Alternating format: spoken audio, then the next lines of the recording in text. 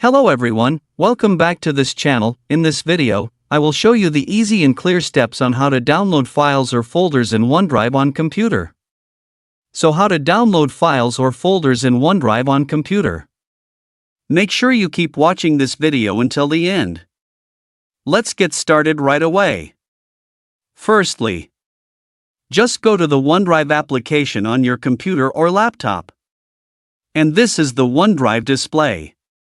To download the first file or folder, go to the folder, move the cursor to the left of the screen. Tap menu My Files.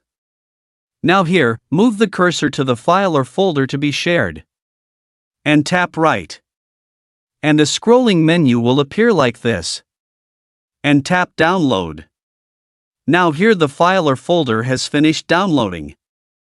Can be seen on the top right of the screen here. This is the result of the download earlier. So that's it, tutorial how to download files or folders in OneDrive on computer.